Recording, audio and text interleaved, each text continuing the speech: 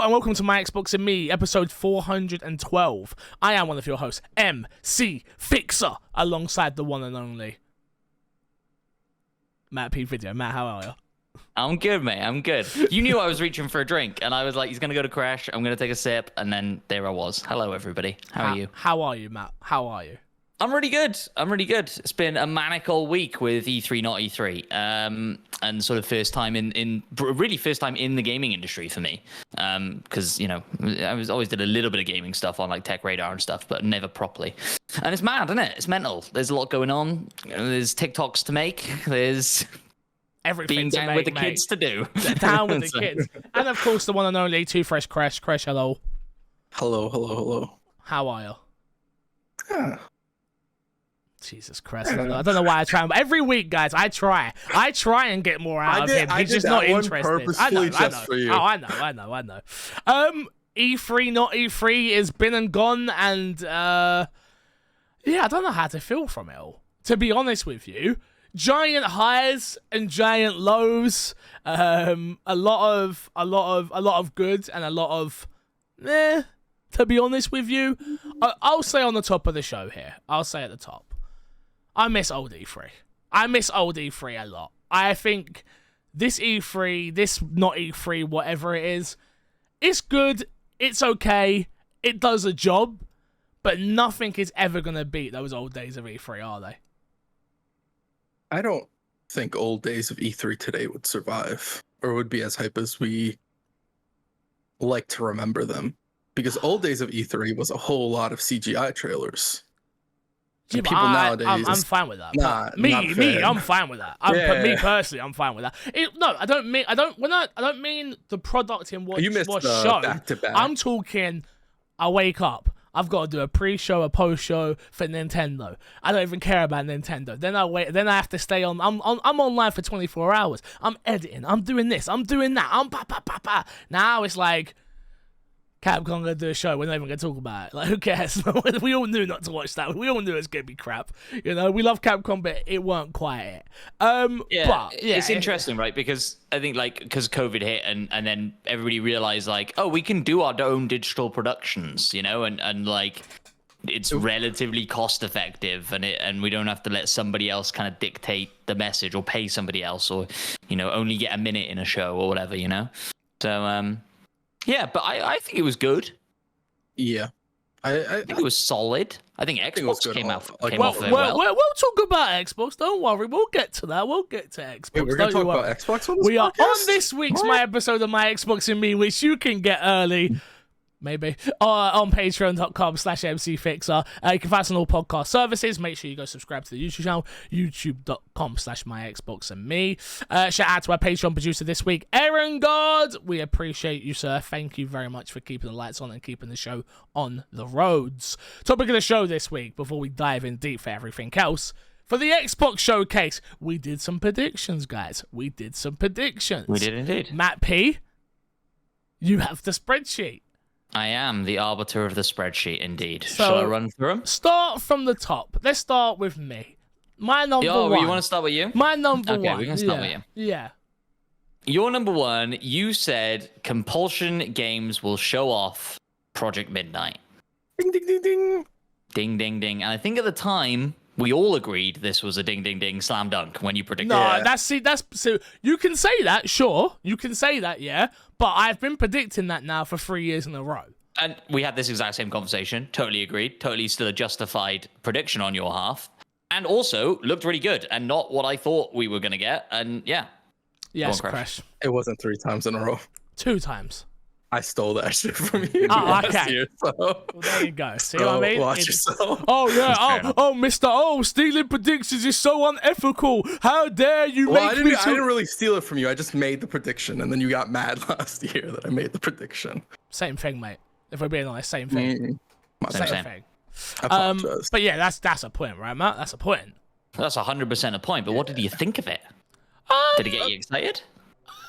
Yeah, I mean, I liked what I saw, but we didn't see much. We got the tone of what we're going to be getting. It's called oh god, South Midnight. Thank you. Midnight. Yeah, it looked it looked interesting. I mean, until I see gameplay, it's kind of hard to really judge. But at the end of the day, I'm interested in a new game from Compulsion. I'm looking forward to a new IP from a first-party Xbox studio. Again, I feel like we'll talk about this a lot, I'm sure, but this showcase, I tweeted it as well because Major Nelson put out a tweet asking for feedback, and I was like, this, as the show as a whole, and I guess we should probably talk about that, actually, so maybe we'll do that after we finish talking about this. The show as a whole, it felt very good. Like, I felt as an Xbox player, as an Xbox customer, as someone who supports Xbox as a brand on a big level, I was very happy with what we saw from Xbox finally. Now, that being said, there's still more, and we did get some updates on that from Matt Booty as well about where games are and when we'll see them and things like that, which is huge. It just felt like the game itself felt very like, okay, cool, I'm interested. And I mean, that's all a game needs to do, right? On its first showing, that's why I am personally not against CG trailers, because I feel like CG trailers can give you a tone of what to expect from said game. And that's, as long as you go in with those expectations of, oh, okay, now we know the tone, it's absolutely fine. It's when you kind of expect more is when people start getting let down, because then it's, well, you didn't show any gameplay. It's like, okay, well, spoilers, a lot of this showcase wasn't a lot of gameplay, but it was very in-engine and tonally. We got to find out what things were. Yeah. I will say, I walked away from the showcase kind of feeling a little bit, not really misled, but I'm going to use the word misled, but it isn't fully accurate by Xbox's statement about in-engine and gameplay. Yeah, they should have probably just said nothing. I agree with you. I think I think the messaging was right still, because I don't think it's technically wrong. It's just with something like South of Midnight, like that could have been a CGI trailer. Like, yes, I know no difference. Sure. I believe it's in engine completely. You could even tell me it's in game or whatever, and I'm cool with that. Like, but this is what I mean. Like we see now tech demos that are built in Unreal come out all the time that look insane and are never going to be full games, or like some fan-made Star Wars CGI thing that looks just as good, and we know it's built in Unreal, and you know what's achievable in Unreal, and it's not necessarily a reflection on the game.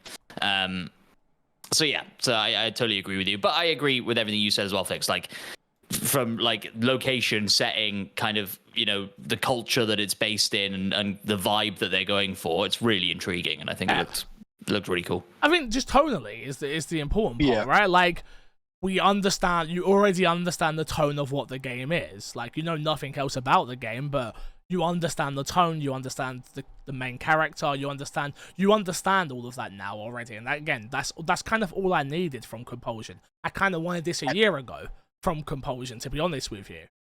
Yeah.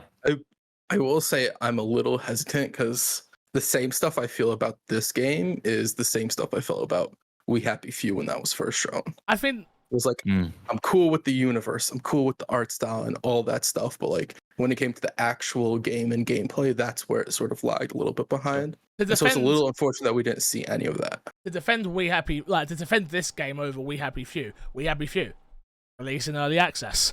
We Happy Few, it was always going to be compared to BioShock, which is what got people very excited about it as well. It also felt like it was in a weird development place where the early access did come out, and it was like, okay, even when we got that early access, it was like, what is this? Like, it's an open world sandbox, it's this, it's that. It's like, this game, I feel like Xbox have probably done a better job of like giving, maybe not, maybe they just learned. Maybe you're about to bring up Redfall, which... absolutely. But I think Redfall was in development prior, and I think maybe the idea of this was conceived prior, but execution wasn't until Xbox got them. How long have Xbox owned the studio now? 3 years? I wanted to say 3 as well, but I think it's 2-3 years. I think. I'm pretty sure it was before. Yeah, Bethesda, I think so. yeah? I think so. So 2-3 years. I just feel like I'm willing to give, again, I've said this before, I'll say it again, like, I watched that documentary, I just understood the culture of that studio a lot more, and I have a lot more belief in maybe this game being way better than We Happy Few. Again, until we play it, until we see it, until we understand what it is, I'll hold my breath, but yeah, tonally, I am interested, and that's a great thing to have off the bat when you're showing something at the end of the day. Yeah, no, I don't disagree with it. I do think like they are really great at executing ideas or like coming up with ideas for their worlds. Even the game, I forget what it's called, that they did before We Happy Few was artistic. It was interesting, and so like I think this proves that a great studio for Xbox to have in their repertoire from this showing. Now it's just show us gameplay and show us that it's better than We Happy Few, and that the Xbox money is doing something for some of these studios. Agreed. MC Fixer's second prediction. No, go do round robin. Go Crash next, and then we'll go around like that. Yeah. Sure, Crash. Big points on the board right off the bat. Killer Instinct. Let's go. Sorry, Crash. Joker. Yeah. Sorry, Crash. Look, man. No. That prediction, I essentially walk into every prediction with 4 predictions. Because that prediction, I don't foresee it coming true anytime soon. I feel like you start adding that to a bonus one. I feel like you move that to your bonus one. Nah. Well, we didn't establish that we were doing bonus ones until That's we were true. there. I have no bonus ones whatsoever. Who would have thunk that, eh? Who would have thunk it, eh? Who would have thought it? Then I predicted 007 IO Interactive show off 007 and Pierce Brosnan is 007. Not even a whisper of it. Nope. Which is fair enough. Not even a whisper. I think I may have said it at the time, but I think I probably would have predicted this for Summer Game Fest had we not recorded after Summer Game Fest. And, you know. But yeah, I was quite disappointed to not see that this year, really. I thought that was a sort of a slam dunk, but... Clearly further out than we thought, right? Well, or is it that what we talked about last week of there is currently no James Bond, and so they can't show us gameplay or show us what that game is because their current James Bond is a grey block man until they can figure out what skin they're putting on him. I don't know. Maybe. I think they know. I just don't think the game's ready. Fair enough. So then heading back to MC Fixer. What about you? Oh, no, yeah, you just said that. My bad. Did we just do 007? Yeah, I had a brain fart. My bad. That's all good. 2 AAA games that are already out are put into Game Pass, not EA Sports titles. I absolutely smashed this. Look, I don't know why, but something told me. I didn't have any insider information. You're going to now argue what was the 2, right? Like, you're going to say, what was it? And that's fine. We can have that discussion. But Xbox did a great job with their third parties at this showcase, which we'll talk about more in depth later on in the show. But if you want me to pick the 2 in which I believe were off the bat, I would say Persona Tactics is a... You don't think that's AAA? AAA, but you said games that were already released. You did say that. You're not doing this. You said games that were already released. You're right. You didn't even get one game that was already released. Hey, I tell you what, Crash. Handshake. Firm handshake. Firm handshake. You got me. You're right. I thought I smashed this. I didn't. You're right. Word is key. Word is key. Well, I did smash it if I just didn't try and overdo it. Yeah. I know. I asked you specifically. I feel like I get half a point. I can definitely see that. Oh, God. Here we go. You didn't get 1. Yeah, I think if you'd had 1, we would have given you half a point, maybe. But I respect that. Your own wording killed you. Because when you predicted this, you were talking Hogwarts Legacy. You were talking stuff like that. So I was. Yeah, no, you're done. Yeah, fair. That's fair. You played yourself. Congratulations, you paid yourself. Okay. Crash's second prediction was Avowed gameplay. We got Avowed gameplay. Which we did indeed get. What do you think of it, Crash? I thought it looked good. It was, at first, I was a little taken aback by how different it looked from the first showing. It was a lot more colorful. Stuff popped out a little bit more. I thought it was like fantasy, and then my guy pulls out 2 guns, and I was a little like, oh wow, I didn't expect that. The magic looked cool. Overall, I was digging the vibe of the game, to be honest. I really liked what I saw as well, to be honest with you. If it's a smaller Elder Scrolls, if it's an Oblivion, if it's that type of game, I like those type of experiences. I don't like those type of experiences for 150 hours. Sure. And I feel like if this is the Outer Worlds version of Fallout. This is their version of Skyrim. I'm very interested to really check this out and play it. From what we got to see, I thought it looked decent. I wasn't blown away by it. It was kind of exactly what I was expecting in a way, which is kind of mean because you're expecting something. Yeah, for sure. But yeah, I agree with Crash. Like tonally, color palette wise, I was super thrown off by it. Because like the first trailer, the CGI trailer they put out was like dark in a cave, like very gritty. It felt a little bit more gritty, right? And then this was like very bright, very vibrant, very like in your face. I was like, oh, okay, I like that. Don't get me wrong. I probably like that more than the dark and gritty, to be honest with you. But it just wasn't what I was expecting them to show. So pleasantly surprised, but yeah, it looked good. It looked good. Did we know beforehand that it took place in the Pillars universe, or did we find that out here? I believe we found that out here. I think so. Yeah, I think that's also very interesting. Never played a Pillar game, heard very, very great things. I wonder if this will be the door for a lot of people, myself included, to like be more into those universes and maybe go back and play some of those older ones, and maybe for them to make a new Pillars of Eternity and that be like a big Xbox title. Well, didn't Pillars 2 just get announced? Pillars 2 just got shown at Summer Game Fest. Yeah. Oh, did it? Yeah, never mind. Yeah. Pillars 2 I got shown. Pillars 2's been out. No. Pillars 2 just got announced at Summer Game Fest. Okay. Then never mind. Yeah, okay. I take everything I said back. Let you guys didn't hear it. Alright, say less.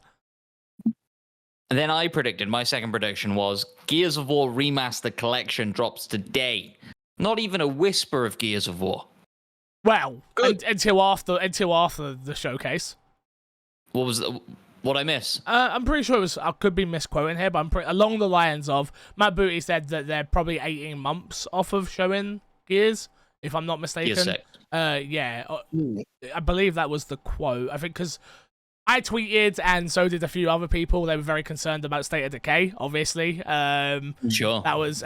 We'll talk about that in a second, I guess. But I'm pretty sure the quote was like, they're probably about 18 months off of showing. I might have got that misconstrued, so maybe I just made that up. I hope I didn't. And I hope my Xbox knowledge and paying attention to the industry has helped me there, but I'm pretty sure that's what they said. Something along those lines.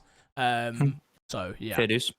Either way, I think it benefits the showcase on Xbox by having stuff not Gears of War and Halo be at the forefront for once. I was going to say, look at the showcase. The showcase was fantastic. Reception-wise, it was fantastic. Sure. Industry-wise, it was fantastic. And what didn't it have? It didn't have Halo, which is Xbox's 100% main franchise, and it didn't have their second biggest franchise in the shooter world, because obviously we're not counting Forza and things like that.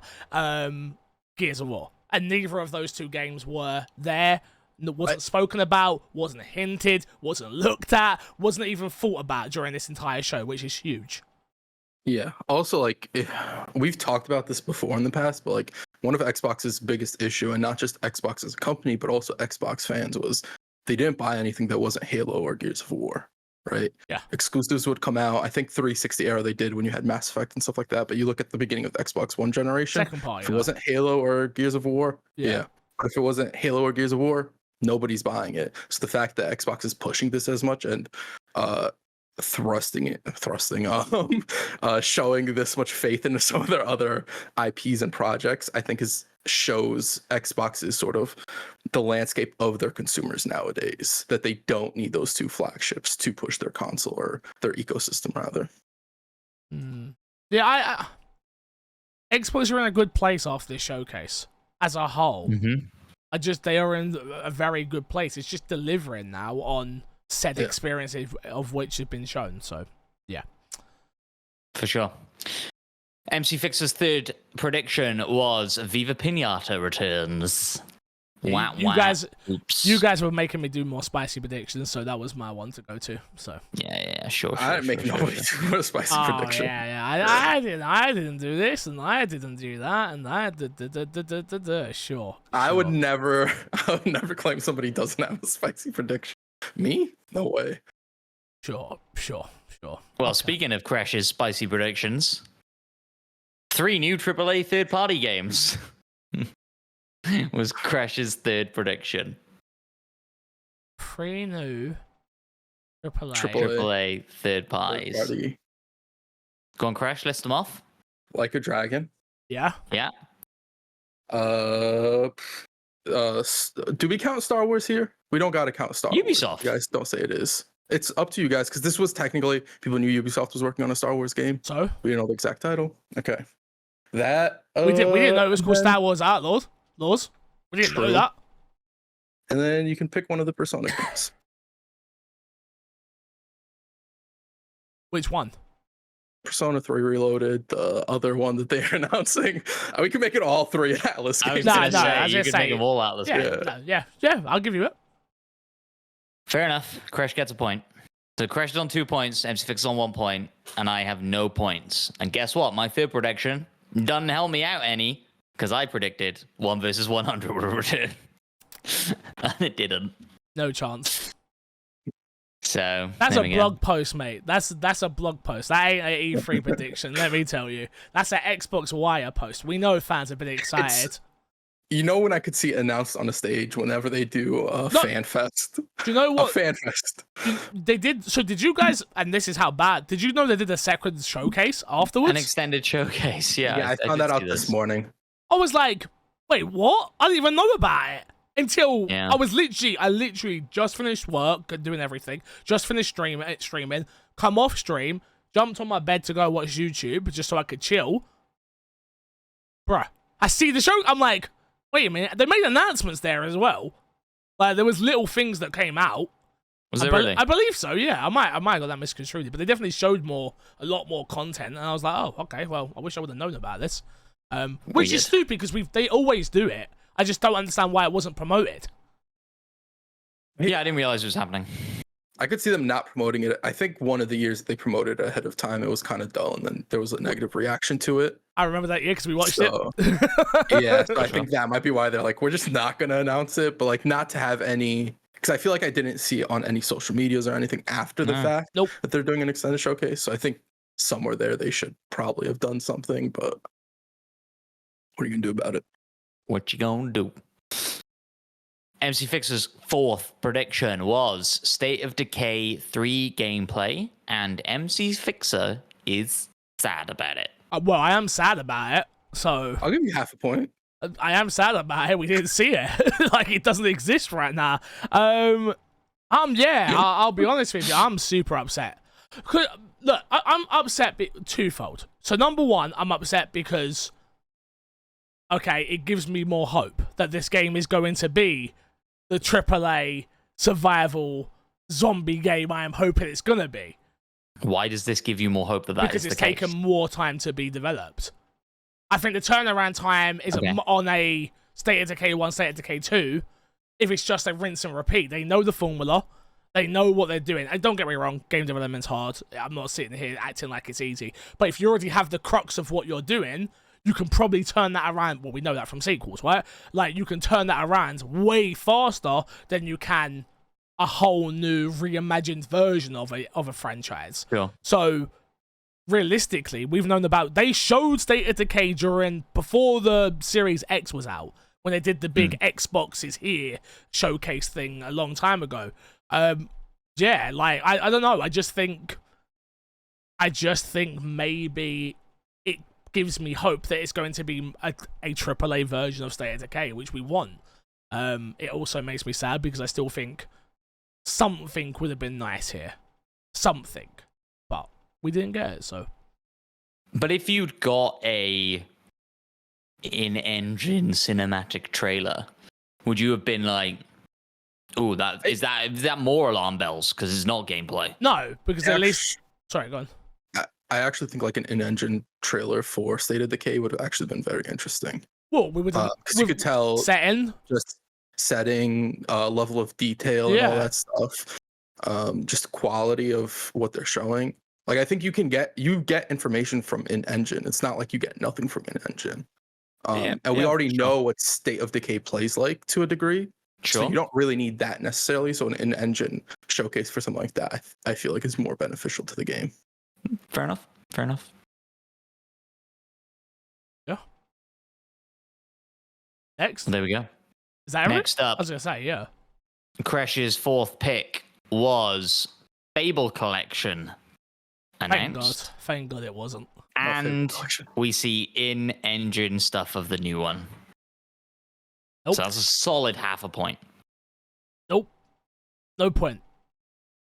No point? Why no point?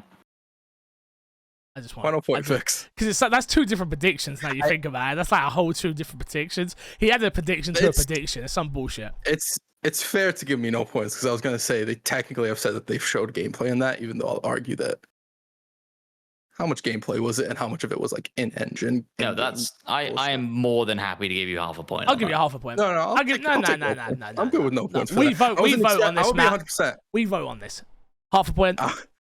I will be 100%. I wasn't expecting to get any points for that one. No, half a point. You get half a point. Look, at the end of the day, we can only go off of what they've shown us. Like, do you count a cutscene in a game a part of the gameplay? I do. Yes. It's a part of the package in which I am purchasing or playing. Like, yes, that is a part of said gameplay. Like, I don't get to play it, but let's say there's one quick time event in any of those cutscenes, then you played it technically. So, yeah, no, I give you half a point. We can talk about Fable? Let's do it. Fresh? So it was great. Yeah. I thought tonally they really knocked it out of the park. Seeing Richard, what's his last name? Ayoade. That was very cool. I dig everything they've shown. Now just show me gameplay. That's all I'm waiting for at this point. Well, this is the thing we've always said, right? Like, the world we expect to be so by what we saw, these are the things we got confirmed, in my opinion, from what we saw. The world is going to be amazing. They've hit the nail on the head when it comes to the tone. We just need to know, can Playground make an action-adventure game? That's all we need to know now. The company known for making one of the best arcade racing games, can they do good combat? And we are going to find out in 2025. Yeah. Because that game ain't coming any sooner than 2025, so don't think it is. No, we'll see gameplay in 2025, and then the game will come in 2026. No, we'll see gameplay in 2024. The game will come out in 2025. I would be shocked if the game came out in 2026, especially if they're going to be ready to show Gears of War in 18 months, which I'm taking as a fact because MC Fixer said it. I'm pretty you guys sure. Want to write articles about it? No, I'm pretty sure I saw Matt Booty. I'm pretty sure Matt Booty spoke about it. I'm pretty sure. I thought it was. I think a 2025 release date for how much of the game they've shown, the fact they opted to show that over stuff that you'd assume would be sooner, I think is a good sign for that game's release date. I think 2024 is pushing it because I think 2024 is what they listed in the trailer or whatever they showed. But I would bet. I think so. I could be wrong about that. I don't think it got a date. No date, no nothing. Then I'm wrong about that. But I think 2025 is solid. Yeah, I think. Well, look at it this way. Yeah, look at it this way. Everything that Xbox thought was everything that they believed was coming out in 2024 got dates. So for Fable to have literally nothing, must tell you it is not 2024. So to me, it's like, okay, yeah, 2025 makes perfect sense. Agree. Yeah, fair enough.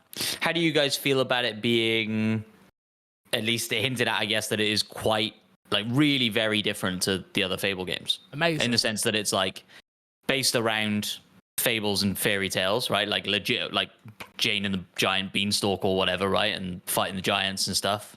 And there's no dog. I was quite surprised. I was like, they're going to show a dog for sure. For sure, you're going to have a dog companion. I still think all that. I think there's time for all of that, though. To be honest with you, maybe. Yeah, I feel like this was, to me, this was just a look. Let's show you the tone of what we're going for, because you still got the chicken being kicked. I feel like companions could be a huge portion of this game.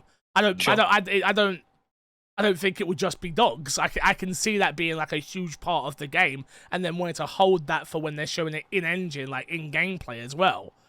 Like, think about the pop they're going to get of, like, and of course it wouldn't be a Fable game without your lucky companion. And in our new version of Fable, you can have a chicken, a dog, a giraffe. Like, obviously not a giraffe, but you know what I mean. I think if you're making a brand new Fable game, it's their first time making a Fable game, maybe even you just focus on the core gameplay experience and skip the companion. I don't think you need the companion. Yeah, no, I'm not saying I'm not saying it won't have. It will have companions. Yeah. I'm just saying, I don't think this trailer would have been the time to be like, and we have a dog. Like, no. But I agree with you. Like, ultimately, this is their version of Fable, and the things they needed to now was tone and location and atmosphere. And obviously, once we get to gameplay. Like, they've 2 of the 3 of those. It seems like they're gonna now. So For sure. It looks like they're gonna hit that Fable like comedy and world, which I think is one of the biggest questions people had. Like, if it's not the original studio, are they gonna be able to nail that? Because it is a very, I don't want to say niche thing, but it is a very unique thing that Fable did. it's a very British thing. That's all it is. It's a British studio, It's a British thing, and that's why they had to have British people making this game. It had to have that dry British humor that most Americans don't understand. Hey, I've got family in America now. Trust me. I go over there and make jokes. They're like, "Are you being serious, man?" And I'm like, "Well, I give up. What are you saying? Well, you've known me longer than they have." I'm not gonna. Get me out of it. So we all agree what was shown was fantastic, though. For Fable, for sure. For sure. Then I predicted, my 4th prediction was Harrison Ford on stage showing off Indiana Jones gameplay. I'm kind of surprised that we didn't get Indiana Jones. I thought that I was kind of banking on that half a point, if I'm honest with you. You're banking on it because you're viewing it as like a direct tie into that movie, or like.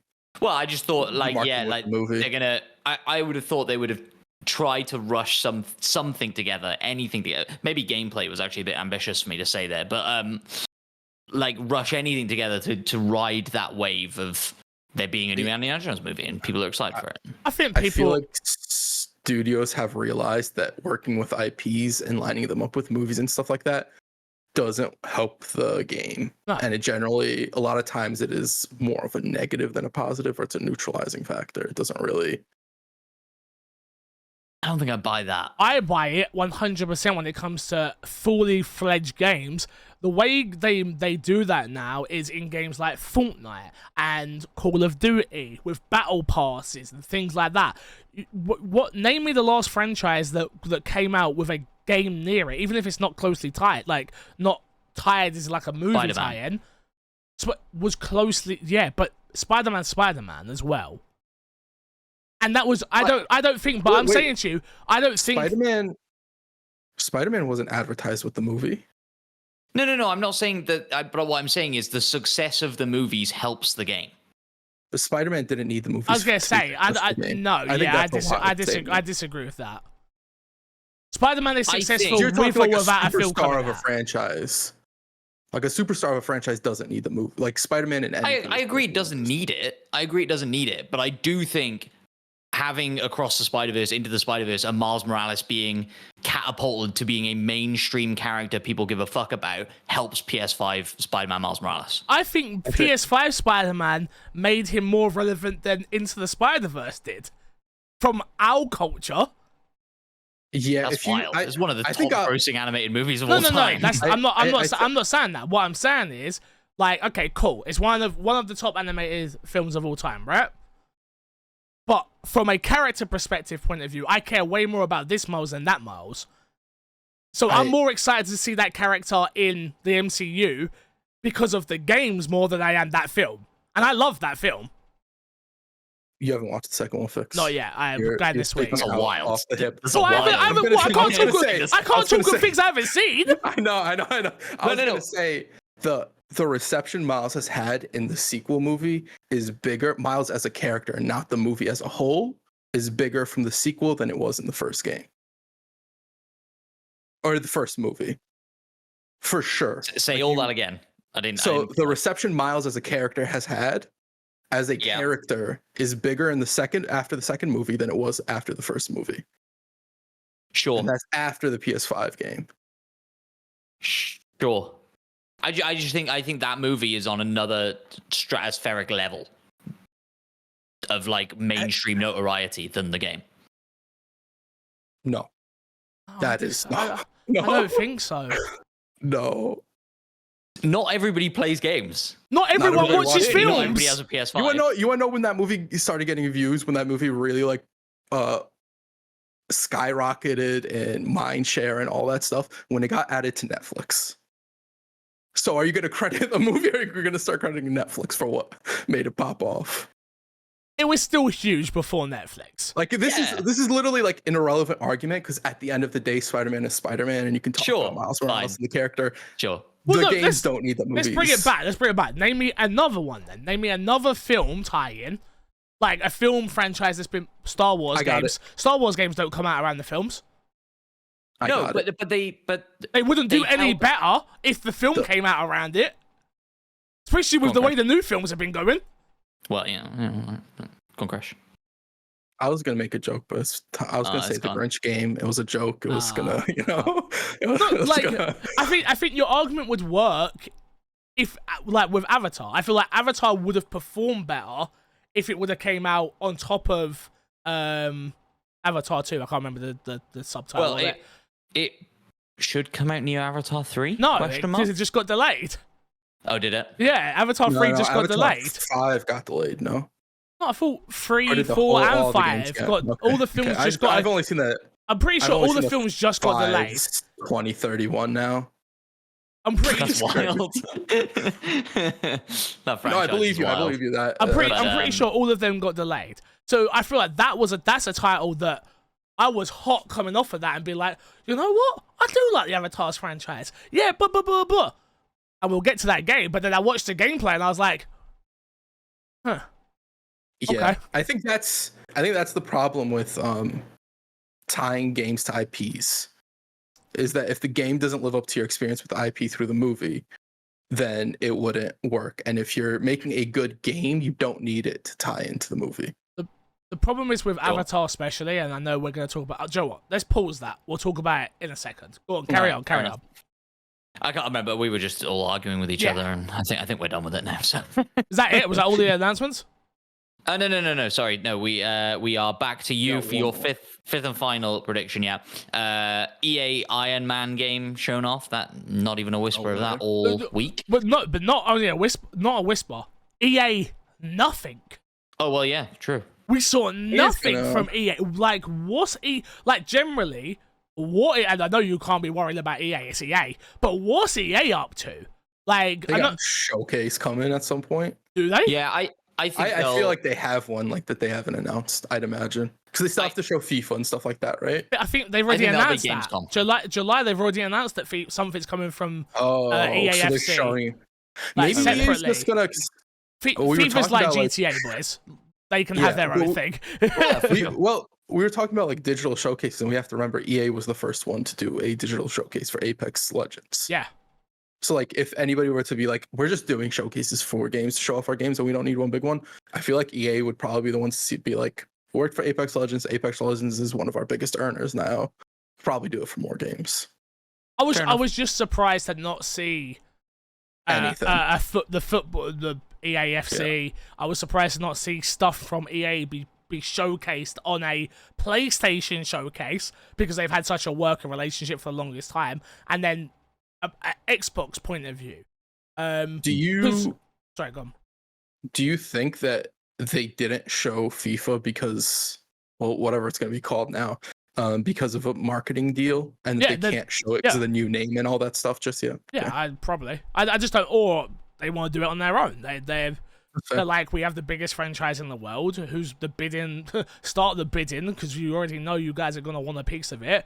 Like, yeah, no, I just think it's maybe there's an aspect of it as well the way they're, they do have to be careful. I think with maybe not careful is not the right word, but considered in how they show off EAFC for the first time. Like, it's a big deal that it doesn't have the FIFA name attached. I don't really think it'll hurt them. We've talked about that, but like, there has to be considered messaging around it. And so maybe they're thinking like, we don't want to be muddled up in other showcases. It's big enough. We can do our own thing, and we can spend a half hour explaining to people that it's no different to the FIFA you're used to, except for the fact that it's not called FIFA. And that's what they want to do, maybe. Okay. Okay. But I didn't know about July. It'd be interesting to see. I wonder if they'll use the opportunity to like really revamp FIFA in some way. I doubt it, but we'll see. We kind of already talked about this one. Crash suggested that Gears of War 6 would be shown off. It was not. And then I said New Life is Strange game shown off. It was not. Oh, you did get a new Bonus Don't round. Nod game. But we did get a new Don't Nod game. So, yeah. Which we'll talk about in a little bit, I guess, when we go through the list and everything. Yeah. And then bonus round, Fight Night, obviously didn't show up. And Final Fantasy VII didn't make its way into Game Pass. Shocker. Absolute shocker. That just hurts. Scores on the door. Go on. I got a big old goose egg. Classic 0 from Matt Phillips. MC Fixer landing with 1 point. Terrible showing. Terrible One showing. solid point. And I feel like this is a high score for us. With 2.5 out of 5. Woo! Crash. Killed done. it. Is our Congratulations, Crash. Congratulations. Proud of you. I killed it You with some of won. my safest predictions ever. Yeah, the least spicy list of predictions ever, but hey. That's how you get Matt, the win. look, I just want to say, Matt, you had a lot of not spicy predictions. And you got Fix 0. had a lot of not spicy predictions. Fix's spiciest prediction was Viva Pinata. I mean, Mm-hmm. they have to be logical. I'm not dumb like you two. Pierce Brosnan. That's Killer never going Instinct. to I happen. mean, you can't say dumb like you two when Crash beat you. You got true. 0. Yeah, dumb like me. Yeah, but you said included dumb him in like it. you You two. know what? I'm giving. How much did you get? I'm giving a point to Matt. Now it's a draw. I should have had Crash 1.25 if I'm being honest. So I'm whatever. Oh, for you know? the miswording. I should playing have. that I game. should have. I should have. Let's move on. Do you know what? We're not going to do what's in our box this week. I've been playing Diablo. Absolutely loving it. I'll talk about it next week. I'll have the campaign beat by next week as well. So we'll talk about that more next week. Let's just get into the Xbox and Bethesda Games showcase. The showcase as a whole I want to talk about. I thought they made a very, very, very, very smart decision in not doing it live. I do miss the energy. But the reason I say that is because Ubisoft, and we'll talk about that in a little bit. Yeah. I like what Xbox are trying to do with the community. So for people who don't know, they had obviously the FanFest people all in LA. They had the FanFest people all in the theater watching it together. Over in the UK, I don't know what happened. I didn't see any photos from it, but I did get invited to go and watch it somewhere. Obviously, I politely declined just because of the fact that I do reaction content, as you all know. But yeah, I do like what Xbox is trying to do. I do think they need to bring back EXO. I think one event of just Xbox being Xbox again would be absolutely humongous. But the showcase itself, I thought it was well paced. I thought it had excitement announcements on a first party front and on a second party front. I thought the timing was great. The only thing I disliked about the entire show was the one quote unquote one more thing. I thought they felt flat on ending the show. Because Yeah. the way it was hyped, I understand that Starfield is your biggest franchise and you've already hyped that up, but you showed it in the showcase as well with a trailer, and then you were like, and now one more thing is, of course. So, and I was like, damn, I was hoping for something big. Yeah. Are we counting the Starfield deep dive as part of the showcase? Oh, they did, so yeah. That's Interesting. that's the I think problem. my opinion of the showcase then, 9 goes down to like an 8. Sure. Yeah. At I that think point, that's fine. I it's think that's way fair. longer, right? Yeah, I think yeah, they shot themselves in the foot a little bit by, you know, we're used to the structure of a showcase going one way and ending on a high. Yeah. And whilst I think the Starfield showing was great and we'll talk about it, but like it's not the hype moment you want to leave on. I think you're better if you're gonna do it, either you're better off splitting it off, it's on a different day, or it's, you know, later, or it's earlier, or it's a pre-show. Like do your Starfield deep dive as a pre-show. I don't even think that. Sorry to cut you up. I do apologize, but I just think it's like end on Fable. Yeah. Go to a screen of like Starfield showcase starting now, wait 10 seconds, then show the Starfield stuff.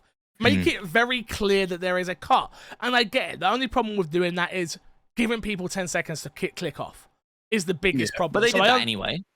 Yeah, I understand that, but you're giving people even more reason to click off, like by giving them any amount of time to think, "Oh, I've lost attention now," is death, especially in what they're doing.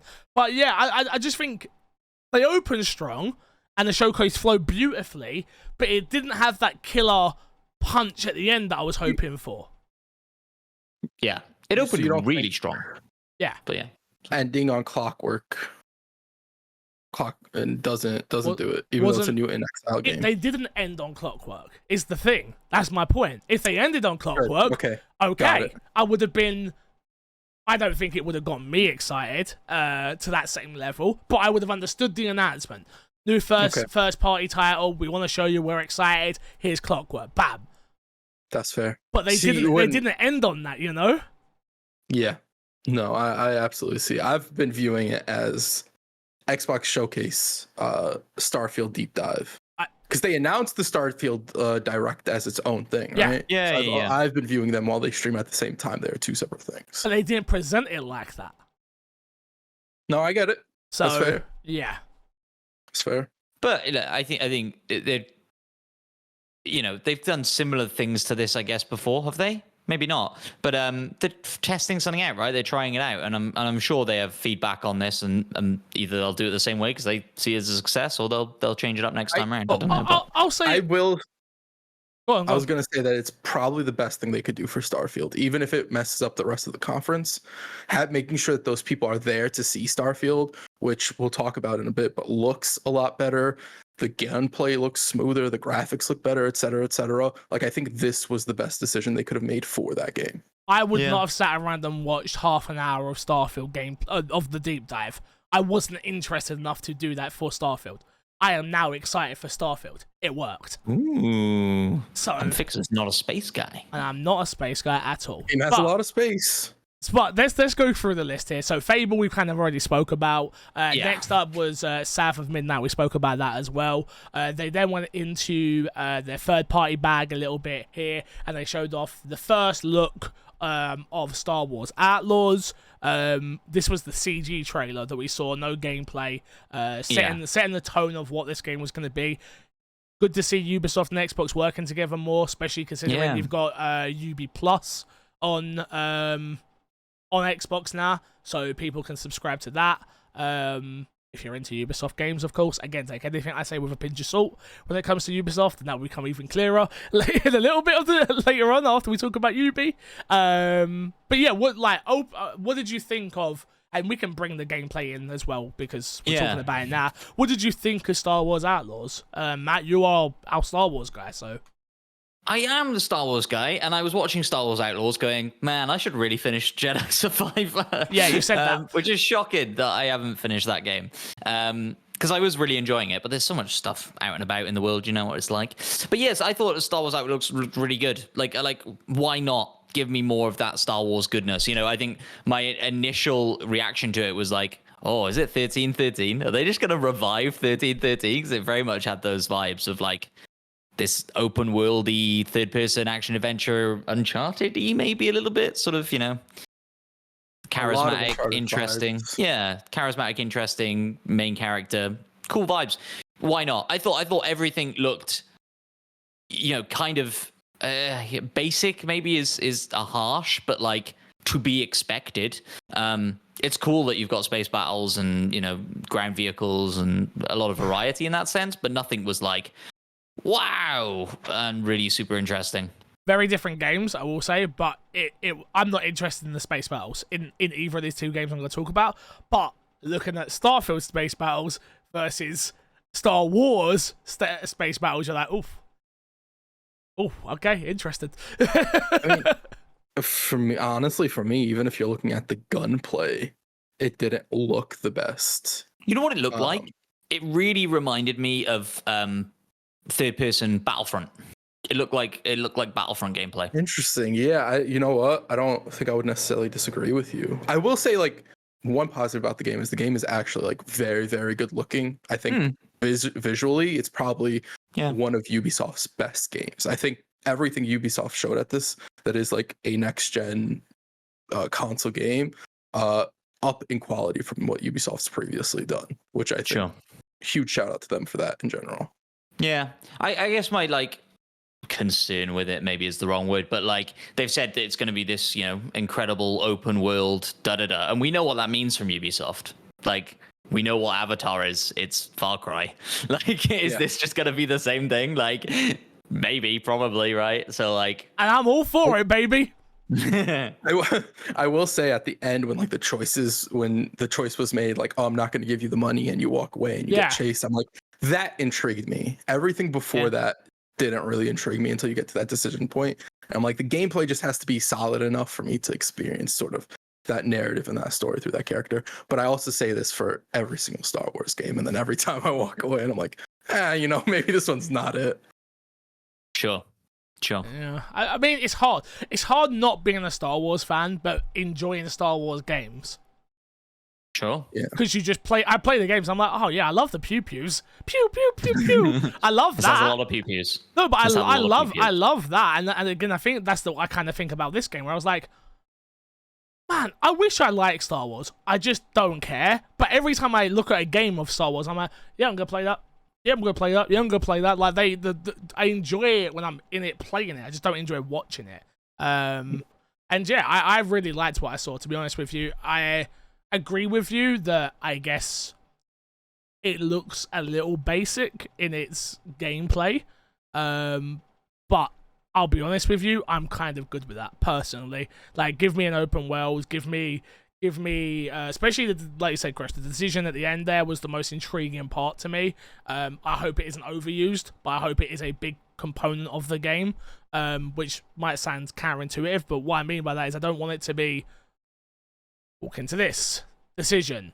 Oh god, we gotta run. Walk into this decision. Oh god, we gotta run. Like, I want it to be used in meaningful ways, which in that scene that we saw was definitely meaningful and definitely impactful, you can tell.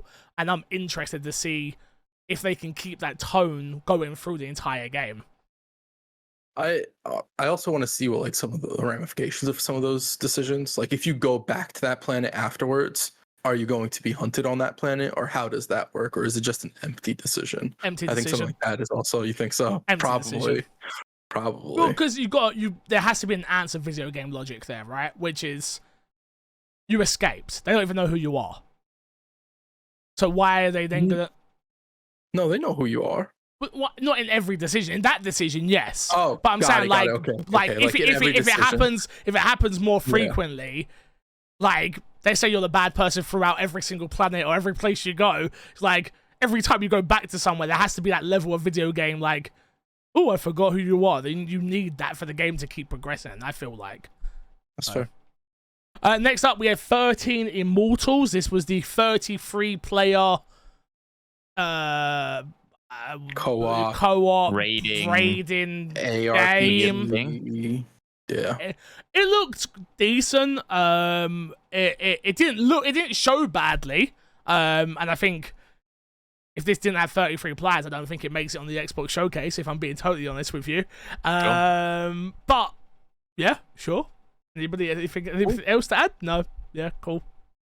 33 players is cool. I don't know who's gonna get 33 players together to play this game, but it's cool. Well, that was the funny thing from when we were doing our watch along. I was like, Matt goes instantly. I think Matt said, well, I ain't got 33 friends, and I was like, I barely got 3 friends, let alone 33. Like, I felt like that was everybody sort of like, cool, but I ain't got that many friends, so thanks for nothing. So yeah. I don't know. Whenever I hear raid, and this probably comes from like my only real experience in raiding being Destiny. Like, I think of it as like kind of a very complex thing that you really need to work together on. And you can't do that with 33 people. That's not what a raid. That's not necessarily what a raid is. Okay, yeah, fine. That is the classic definition of a raid. But when you're looking at something like raid in like mobile games and stuff like that, it's just like get together, do a whole bunch of damage to something. Okay, fine. That's all it is. I get what my mind when I hear raid goes where your mind goes, Matt. Cool. Technically not true, so they're not wrong with the word. It's just not what most people who enjoy raids would consider it as. Sure. So yeah, I don't know. We'll see, I guess, right? But just seemed like chaos. Next up, we have Payday 3, which absolutely huge. I'm a big Payday fan personally. The big news of this, and I haven't got it for all the games, so I'm going to forget to mention most of them. But Payday 3 is coming to Game Pass day one, which is a huge get in my opinion for Xbox. Oh yeah. We were 33 Immortals is Game Pass as well. I have every game that is coming to Game cool. Pass. You just mentioned it then. Perfect. Yeah. Thank you. Payday 3 to me was just like, yeah, this. I pop for it. I like Payday. I like the gameplay loop of Payday. It's a very hard game as well. If you up the difficulty, it can be very challenging. But I just think having it in Game Pass day one is going to open it up to so many new players that they didn't have before. And it's a big get for Xbox in my opinion. We spoke about you especially, Chris, you cancelled your subscription. I feel like this showcases a great job of like telling people why you should still have a subscription to Game Pass. I'm resubscribing. Yeah, I want everybody to know. Yeah, no, but I feel like they've given you, maybe you did beforehand, but they've given you a reason, especially during the showcase of like. Oh yeah, this showcase is the reason I'm resubscribing 100%. Yeah, because they've shown like, oh, there's games coming, there's games you're interested in coming. It's not like Redfall was an outlier, it seems like, and not the future of Xbox, which I didn't think it would be. But at some point, you gotta put your foot down to it. Yeah, for sure. Speak with your wallet, 100%. Speak with your wallet. But yeah, we're definitely gonna play this, guys, right? Yeah, and it's exactly what you said. Like, this is the perfect game to get new people into Game Pass, because if you have Game Pass and you know friends like who are playing Xbox but don't have Game Pass, and then Payday lands, and you're like, just get the £1 subscription for the month, or like, oh yeah, of course they did. Damn. Maybe they'll bring it back in for Payday. I doubt it. Will the family plan be out? Yeah, probably. Oh, yeah, maybe. It's like, hey, Payday's coming out. All these Persona 3 Reloaded, whatever else is gonna be there. Maybe we do a family plan for Game Pass, and you convince somebody who doesn't have Game Pass to do it, and then you pay less for Game Pass, and you get more people in on it or whatever. Yeah, and for sure we're gonna jump in, and for sure me and my mates are gonna jump in, and I'm super excited for it. 100%. Next up, you had Persona 3 Reload, which is big. It's a big get from Xbox coming to Game Pass again. Atlas had a fantastic showing at this showcase, and Xbox being in bed with Atlas is huge. It may not seem like it. They may not be your type of games. People listening, some of you it will be, some of you it won't be. But for Xbox and Atlas to be in a working relationship after me watching the industry before I got in it, Xbox and Atlas looked like they hated each other. So for them to now be at the relationship point where they're announcing brand new games at the Xbox showcase is huge, and it shows that Xbox do still view JRPGs as a genre of game that they need to get behind and keep supporting on the Xbox platform. But Persona, Chris, you're a big Persona fan. I love the concept and I love everything I've played of Persona, but the time in which they take to complete always scares me. But Persona 3 Reloaded is big. I've heard from the news coming out, it hasn't got the portable stuff included in this Reloaded edition. Yeah, so it's I think I don't know if the female protagonist was in the portable version, but like the female protagonist isn't going to be in it. A couple of other things, which I'm cool with. Like, you make whatever, you're already reworking it. It's a remake, not a remaster or whatever. So I'm cool with you adding whatever you feel like is feasible and makes sense. It looks like they're borrowing a lot of stuff from Persona 5, like visually and things like that, which I think is the move. It looks good. I'm excited. I've never played Persona 3. I think I talked about it a while ago where I was like, I want to play Persona 3. I might start it. I'm glad I held off on it. This for sure I think is a ginormous get for Xbox. Especially because Persona's always been tied very heavily to PlayStation. I think the next big thing to watch out from Atlas, and they announced 3 things. They showed their first new IP here, which we'll talk about later. It's cool. We can talk about it now, just to knock it out if you want to. What I was gonna say is like what happens with Persona 6 and where that shows up. Because if Persona 6 shows up at Xbox, I think that's a very good thing. But I could still see that possibly showing up at PlayStation. I can see it showing up at PlayStation, but coming to Xbox still. Yeah, I don't think there's a world where it doesn't come to Xbox at this point, unless Sony's like, hey, we're gonna We're gonna Final drop Fancy the biggest this. bag. Yeah, like we're gonna drop the biggest bag we could. I think it will come to Xbox. But yeah, they showed Persona Tactica as well, Yep. Which is Persona 5 spin-off, which at first I was like very much so Gears Pop vibes. I'm not feeling it. And they showed the tactical gameplay, just the little chibi characters. I'm like, whenever I see that, I'm like, Gears Pop, I don't like this. Scarred you for but the life. game looked cool. Yeah. It looked cool. I'm looking forward to that as well. They tend to do like tactical type of games very well, and just the strategy you need for these type of games. That, and then what is Metaphor Re Fantasio? Yep. Is their new RPG. And I thought it looked really cool. I'm excited for this. They had announced that they were working on this. I think it's the one that they had announced a while ago. And we finally got to see it. I know some people were worried that the game got canceled completely. So to have that show up at Xbox's showcase, I think is also a very big deal, which is one reason I wouldn't be too surprised if Persona 6 were to show up at a Xbox showcase in the future, if they're willing to show this. But yeah, overall, very, very good. You can't say that Microsoft and Xbox aren't attempting with the Japanese audience anymore with this and with the Yakuza game. And you have a Capcom game here as well. You have them working with these Japanese developers. The only one you can look at and say, hey, they're not working well with them is Square Enix, and that's just because Square Enix and Sony have the relationship they do. I disagree with that. Like, I think it's Square Enix. Square Enix came out and said why Final Fantasy 16 is not there. Money. Yeah. I just don't think Xbox are willing to pay the money that Sony are when it comes to Square Enix games. And it clearly shows they don't need to. If they got Like a Dragon and the Yakuza series, they've got Persona and they've got Atlas and they have other things. They don't need... I'm not saying we don't want Final Fantasy. Obviously, I'm sure a lot of Xbox fans would love to be playing Final Fantasy on the platform they love the most, which is Xbox. But I don't think it's worth throwing the house at it, to be honest with you. Yeah, so, I agree. Next up, we had Avowed, which we've already spoken about. Sea of Thieves, Monkey Island DLC, I guess, is coming to this. Second most viewed reaction trailer we got, Matt. We got a hater in the comments, Matt, on my video, by the way. Saying what? We shat on the game. Why are they shitting on the game? I was like, we didn't shit on the game. We just said it wasn't for us. Like, yeah. I'm even surprised you clipped it out, if I'm honest with you. Oh, my editor took care of all that. I got a second channel, all that goes up. Oh, fair. Cool. It looked good. Yeah.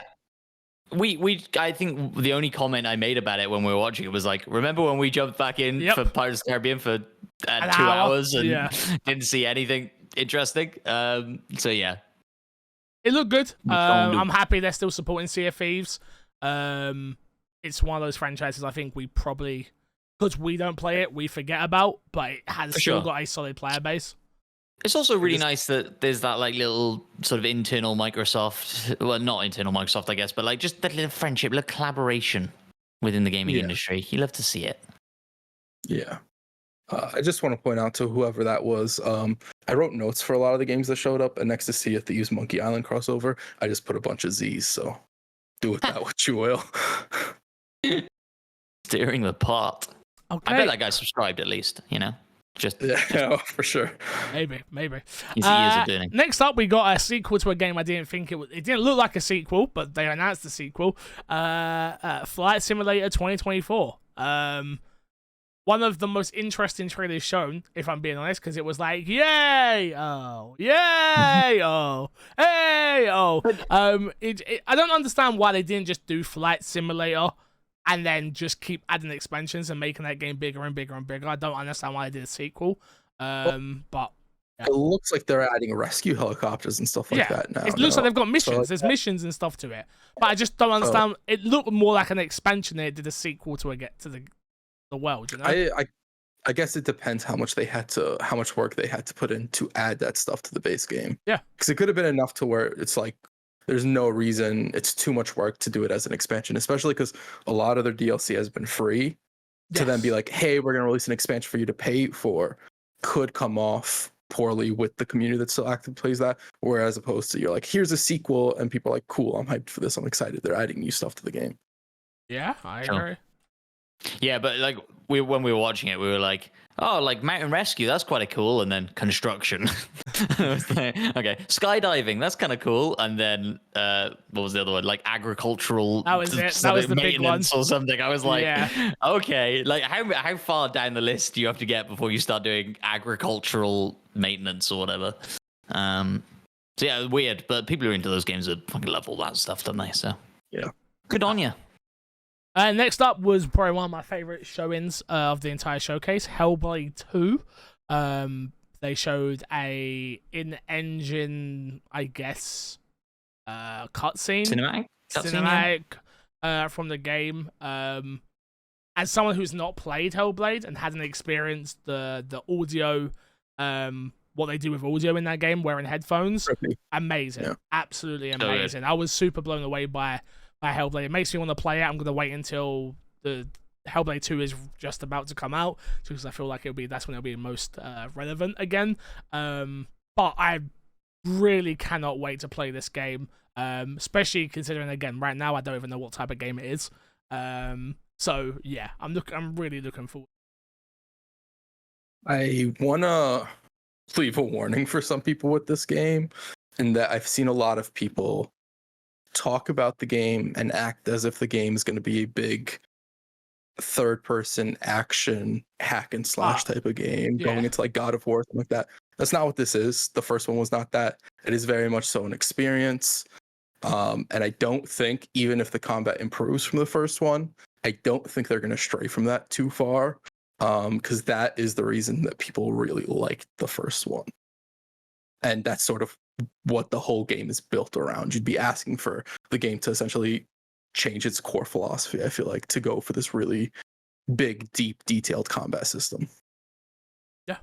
No, I don't think there's any way it's like God of War level, but I definitely think they improve it. Like we already know. Yeah. So go on.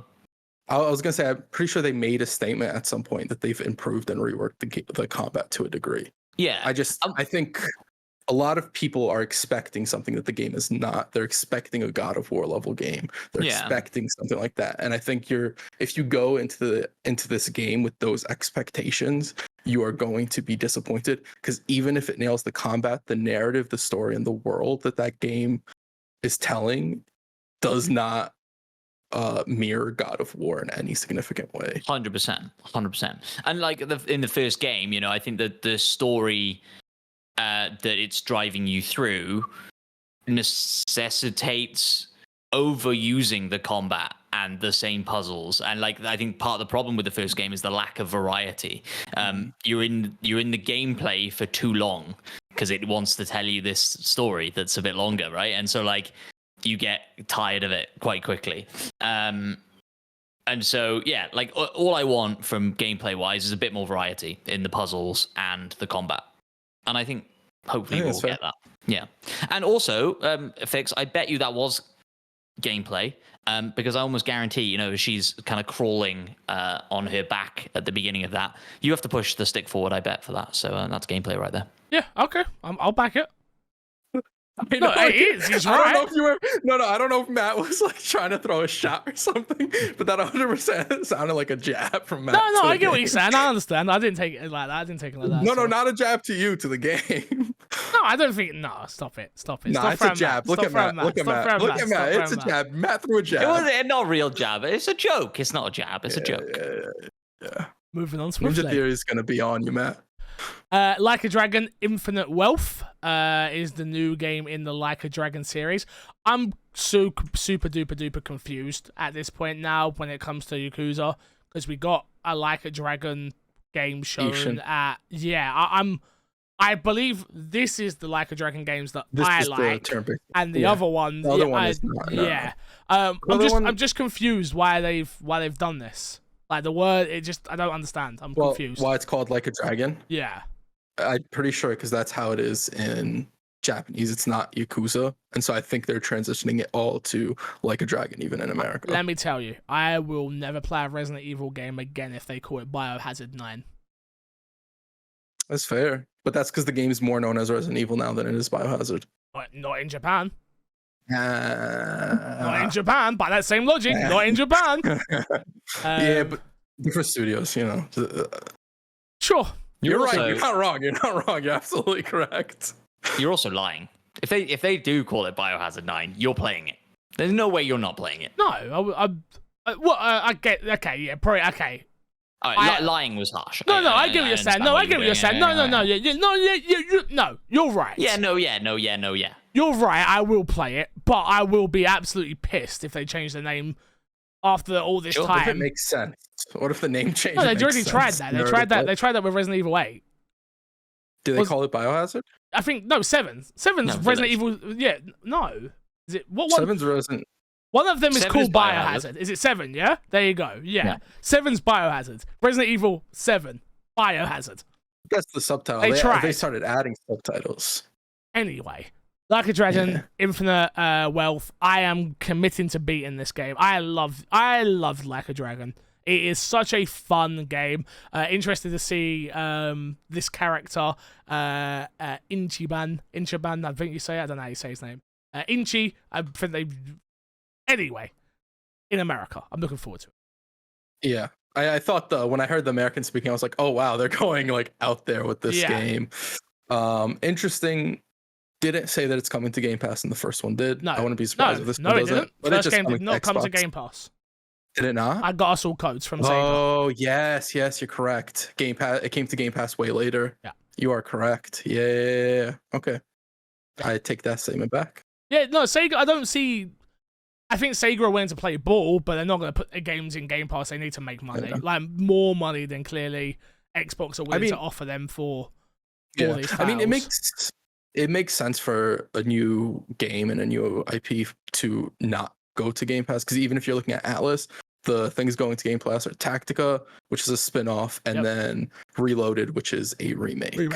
The new Atlas game is not going to Game Pass. No. So I think that makes sense.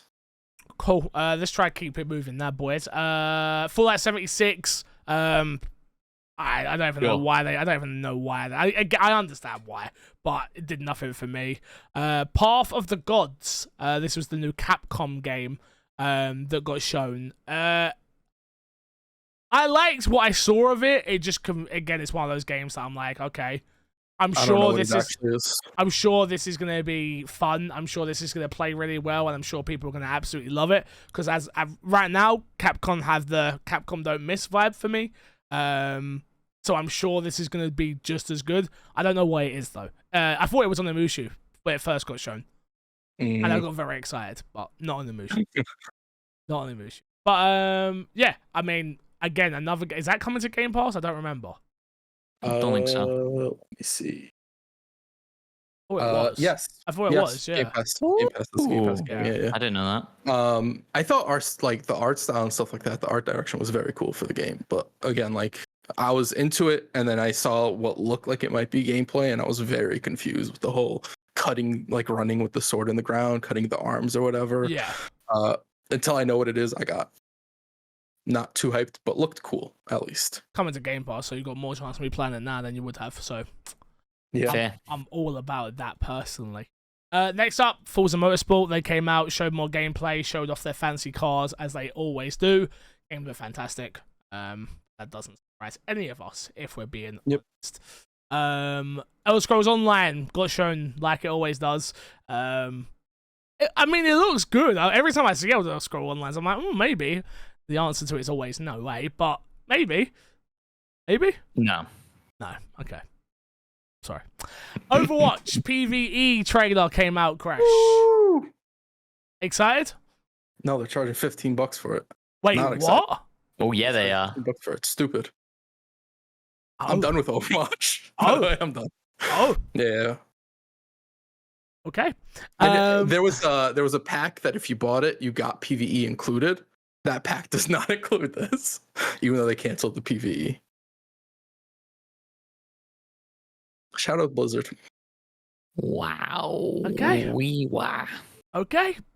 Moving on. Persona Tactics, we kind of spoke about that a little bit. If it's a smaller tactical version of Persona, I'm kind of in.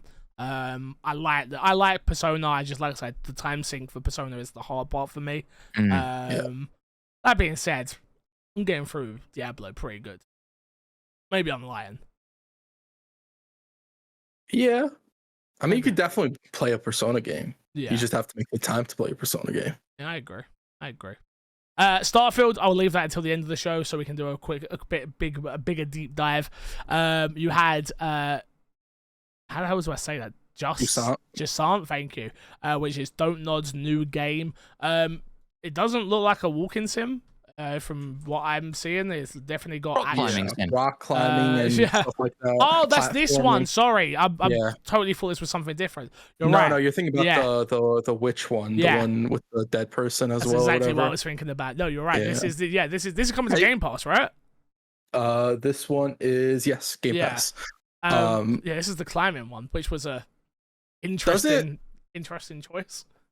The game looked like it was not for me, but I do want to give Don't Nod very big kudos for both this and their other game for taking their storytelling and just really expanding the way they tell those games or the way they explore those ideas. That regardless of whether I like this game or not, I think it's a huge sign for Don't Nod to like really be evolving the way they make games or what they do in the games they make. Well, they had to. I feel like they had a few flops. They've had obviously success with. Wait, what did they have success with? Wait, what's it called? Me why? Tell me why. Yeah, which you see was free right now. Oh, I did not. Yeah, free right now. Tell me why, people. For Pride Month. Obviously, Life is Strange is the game I was thinking of. Sorry, but then they had flops. Obviously, Vampire flopped. Twin Mirror flopped. What else did they have that came out? They had a couple of not so great games. They came out back to back. So I'm hoping that this is when we see them. I don't think these are going to be 10 out of 10 experiences, but I think they're going to be different experiences that people are going to go, this was really cool. And I think that's good, especially when they're launching in Game Pass as well. Agreed. I literally just tried to Google this and forgot. Still Wakes the Deep. Yeah, what one was this? I don't remember it. It's from the Amnesia devs, Chinese Room. They made an Amnesia game. Horror game where you're in like the submarine area and you're climbing down. They didn't really show a lot. Oh, they did. I know exactly what type. Yeah, they showed a lot because I know exactly what type of game this is. This is the game. It's gonna be a Layers of Fear. Yeah. That's literally what it's going to be. And I'm done with those games. Because the problem is scared. No, the problem is with Layers of Fear 1 is one of my favorite experiences I've ever had with a video game. Ever. Because I didn't know what Layers of Fear was. So the entire time I'm playing Layers of Fear and I'm waiting for something to jump out of me. I'm waiting for some action. I'm waiting to pick up a gun. I'm waiting to pick up a knife. And once you know what that type of game is, it's no longer scary. Because the whole game is just walk through creepy environment, interact with items, jump scare here, jump scare here. Once you know that, at least for me, once I know that, the game's no longer enjoyable. So maybe I'm wrong, and maybe there is some sort of level of different gameplay here, but I've got a bad feeling there's not, and I think it's going to be the same sort of thing where, like, once you understand the game is you are walking through scary environments, getting scared, it no longer becomes scary. Yeah, that's fair. And that's what I mean. I loved Layers of Fear. I loved that first game. Such a great experience, but once you understand it, it's just like, oh man, shame. Next up, Dungeons of Hinterberg. Coming to Game Pass. Coming to Game Pass. Third person. I guess action adventure. Looks like it's ripped out of a comic book. Looks really cool. The art style looked really, really dope. The combat looked cool. This is probably of the smaller sorts of games. It's probably the most interesting to me. Yeah. Yeah. Hi-Fi Rushy sort of vibes. Did nothing for me. Not surprising, unfortunately. Not into these type of games. Excited. But yeah, I mean, I'm sure you're both gonna play it and go fix this was really good. But if you say it's good, I'll play it. But yeah, from what I saw, not impressed personally. No, you won't. Next up, you had our boy Keanu Reeves. I will play it. Shut up. Keanu Reeves came out to talk about the new Cyberpunk expansion. I forgot Xbox had the marketing for this. I know. But yeah, I mean, Cyberpunk 2077 Phantom Liberty is the expansion. It looked good. It just looked like more Cyberpunk. Sure. Very pretty, very good. I'm sure the people who love that game now love it. So yeah. What was it supposed to look like, Fix? No, I understand. I understand. Okay. I understand. I Okay. get. No, but I don't think it didn't show me anything that was like, oh, we're gonna change the formula here in any way, shape, or form. It's more Cyberpunk. No. That's what it Apparently is.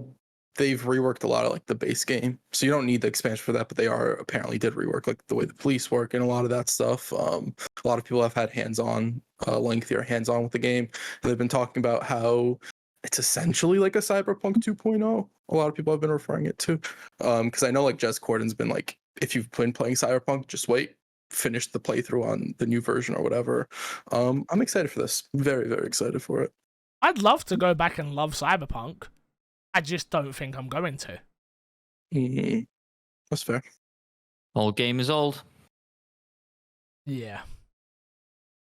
Maybe I pick it up on a Steam sale or something.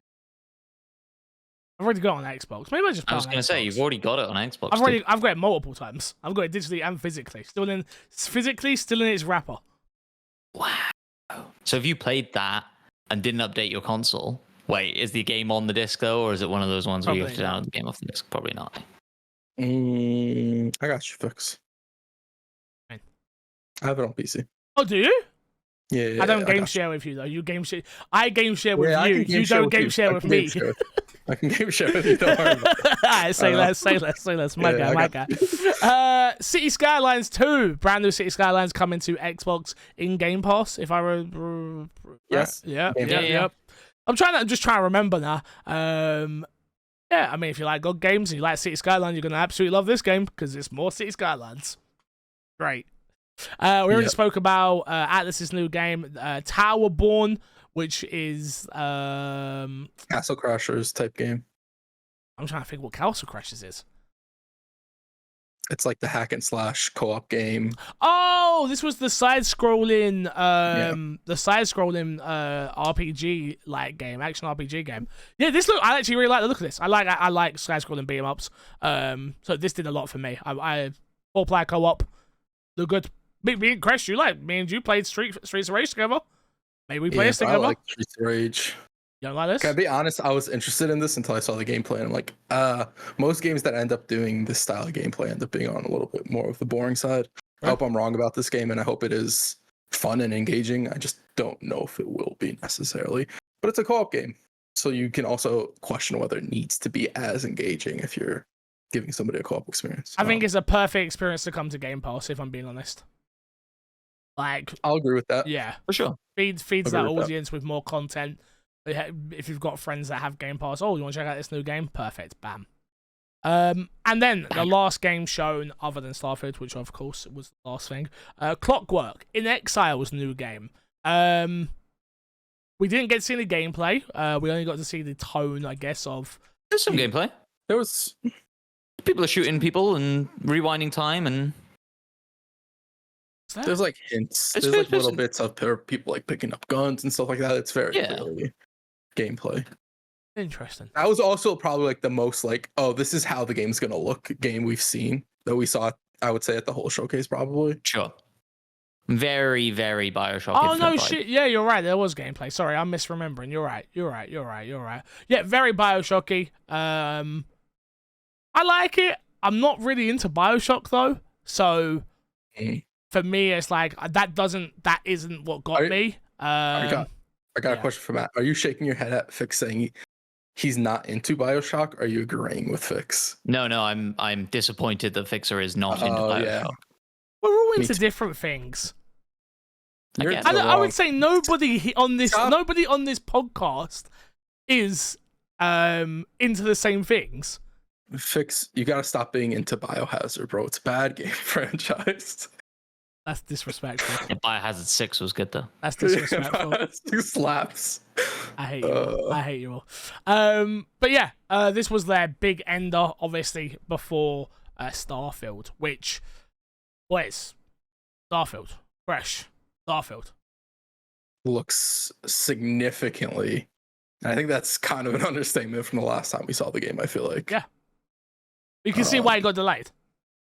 Yeah, absolutely. I know that Todd also put out a statement saying felt weird just calling him Todd, but Todd put out Toddy a Boy. statement. Yeah, T-Dog. put out a statement that it is at this current point, and the game's still not out till close to the end of the year. It is their least buggy game they've made, which I think that was Matt Booty and not Todd Howard. oh, was it Matt Booty? Okay, I think. All right. But yeah, he said. I think he said if it released today, it would be the least buggy Bethesda game Okay, no, of all you- time. Which is a wild thing to say because people will hold you to that. I don't think that is a wild thing to is. say. I think it's him acknowledging the fact that we all expect this game to be as buggy as hell, and Sure. for him to come out and be like, "Well, from our experience, it's the least buggiest." Like he didn't say there's no bugs. Exactly. It's also like with the scope of these games, I've talked about it before. Like you have open world game, and this game is not only open world; it is a shit ton of planets. They've talked about how all the items and NPCs stay tracked. Like you're not gonna have no bugs in a game like No. that. It's just impossible. But saying that it's less bugs than normal, big plus in my opinion. Which we'll see when the game comes out. I think that's the difference. Is if it comes out and is significantly less buggier than you expect, amazing. Yeah. Right? Like, if it comes out and you have a bug that eats your game, Matt Booty's still not a liar. It's still less buggy than they've ever had, so... I'm maybe reading too much into this, but I thought they kind of indirectly specifically referenced that thing of wasn't it in Skyrim, if you like piled up a bunch of wheels of cheese, it would like brick the game. Yeah. And then they had that section in there where that one of the devs was like, I just steal everybody's sandwiches. I just have a collection of sandwiches. Da, da, da, da, da. And I was like, oh, it's like I feel like it's specifically referencing that thing without specifically referencing that thing. Yeah. But I think that was very good humor for them to do there, because it's also very Bethesda type of game, because people do stuff like that in Bethesda. Some people play those games in very weird ways, and it's good for them to acknowledge the way people interact with their games as well. Yeah. Imagine if I role played my entire playthrough. You Do should. it. I would love that. What's the character? I don't know. Workshop it, Fix. Because I could use a voice mod and try to get like a spaceship voice for every Overlay. time I'm talking. No, not even no. I'm talking about like when I'm. Just play the whole game with a space helmet on. That's what I would. Yeah. would. Maybe that's my Could be shtick cool. from now on. Like anytime I play an RPG game, I just make it that I become the character. Well, you got to maybe look into the backgrounds then that they've announced, because you have like starting backgrounds and they get referenced throughout the game. So if you're like a chef, Oh no, that's People too much are work, like- mate. I ain't got time for all that. I'm just gonna put a space helmet on and go. I'm a spaceman. Just making up his own backgrounds. He's ignoring whatever. ignoring He's what inserting NPCs his are saying to own. him. He's gonna have Yeah. a piece of tape that he puts on front of his screen whenever it says something that he doesn't like the background. He's like, I'm just gonna replace this real quick. Rob. Start playing D&D with me, boys. That's what happens. But yeah, as a whole, like Starfield to me, they did a great job of selling me on Starfield. As someone who doesn't like space, it kind of seemed like there is something here for you to enjoy. I will say, Crash, I know you're a big critic of Bethesda's shooting. It looked like the shooting was very much up to today's standards of shooters. Yeah. From what it looked like, we'll see when we get it in our hands. So, From just visually, the gunplay looked very reminiscent for me of Cyberpunk, which isn't the best shooting, but it's good shooting. It works for the game and the stuff like that. So I'm like, if it's at least up to Cyberpunk, if not better, I'm totally cool with it. yeah. Yeah. The only thing I really want is I don't want dogfights. I don't want to have to do the spaceship stuff. Yeah. Well, I think Or they the had power to like a walk. while ago is like you have to do it once and then you never have to do it again if you Okay, don't cool. want. I I feel hope like so. they said that. I could be misremembering, or that could be a plan that's changed over the course of it. But I'm But right you- there with you. I don't want to do space fights. I love the idea of being able to board the ship instead of fighting it in space and then taking it over. If you see a dope ass ship out there, you're gonna be like, oh yeah, I'm gonna go steal that. No, I just don't pirate care. that The network. whole spaceship stuff, I just don't care. Oh, I'm gonna spend so long building So- my ship. So when somebody gets on comms and insults you in the spaceship, your RP character, the character that's you're that's different. That's totally different. That's totally that's different. If I'm playing as a character, totally different. Yeah, but for me, I'm talking about me, not a character. Me, I don't want to have to deal with the spaceship stuff. That's fair. Very quickly going back to combat, I thought it was super interesting. Did you guys watch a friend of the show, Ryan McCaffrey, interviewed Todd Howard, I think the day after or something like that? They put up the video. Yeah. And he asked him if they'd had help from id for their shooting. And they said they helped out on Fallout 4, but they didn't help out on Starfield's combat. They helped out, I think, graphically on Starfield, I think is what they said. Which I thought was super interesting. They're nice, again, that there's all this like cross-pollination happening and people are working together and everybody's friends. But yeah, interesting that they didn't have any combat help on Starfield from anybody. I mean, they need to, I mean, well, if it helped on 4, they didn't do a great job, let's be honest. Yeah, that's surprising that I didn't know that it helped on 4. That's actually kind of surprising. Well, you don't know what level they helped on, though, right? Like, True. Like just a bit of advice is counted as helping, right? So, and Fallout 4 shooting's not great. Go watch the Ryan McCaffrey interview. It's worth a watch. Okay, I will do. Yeah, well, that was the showcase for Xbox. It looked like, I think it was 6, 12, 12, 13, 14, 15, 16, 17, 18 games, I think, came to Game Pass from this showcase. And I just want to say, this is how their showcase should go. From now on, it should be a mixture between new announcements of third party with new announcements from first party, mixed in with cool announcements for Game Pass. This was the perfect, in terms of the caliber of what gets shown, I think is always going to be up for debate. But what they did with this show as a whole, I felt like everyone walked away with something they were happy with. And that's all you can really ask for. Yeah. I also don't think the Game Pass stuff was gimmicky. Because I've talked about in the past where they need to like step away from just showing Game Pass. Like, we know Game Pass is good. They need to show us games. And I feel like they still kept Game Pass relevant while showing games at the same time without having one overpower the other. I think they struck a really, really nice balance in the showcase with that. Yeah, I agree. Let's quickly, and I mean quickly, run through Ubisoft Showcase. Let's start with the pre-show, everyone. Let's start with the pre-show. Gresh, did you watch it? No, I did not watch the pre-show. I know your face was there. Matt, did you watch it? Yeah. Are you kidding me? Guys, I was in the pre-show. It's cool, man. It's really cool. Yeah. They used my voice as well. You did a good job. You did a good job. That is cool. Yeah. You killed it. You killed it. Absolutely murdered it. The thing you did, fantastic. The other thing I want to announce, if you are a content creator, again, I'm not being paid to say any of this, so whatever. If you're a content creator and maybe you saw during the Ubisoft thing, they got the whole content creator program. They're really revving that up. I'm sure you saw it during the showcase. I am one of the faces for it. So if you go to Ubisoft's website, you will see my pretty face there alongside a few other content creators, Cyborg Angel. But yeah, me and Cyborg, if you go on it, and you go to why join the program on the website, it's a picture of me and Cyborg on either side of it, which is really cool. Yeah, I did the photo shoot for them not too long ago, and it was all for this and stuff, it's cool. Like, I'm proud of it. Like, you know, if you would have told me, especially me and Crash, I bitched to Crash so much on this journey through content creation. If you would have told me that my face would show up at an E3 showcase, I would have said no way. And then if you would have told me I'd be on an official Ubisoft website as one of the lead content creators that people are going to see on there, I wouldn't say it would be me again either. So yeah, no, I'm really proud of that. So again, take everything I say will come with a pinch of salt when it comes to Ubisoft, which I always tell you guys.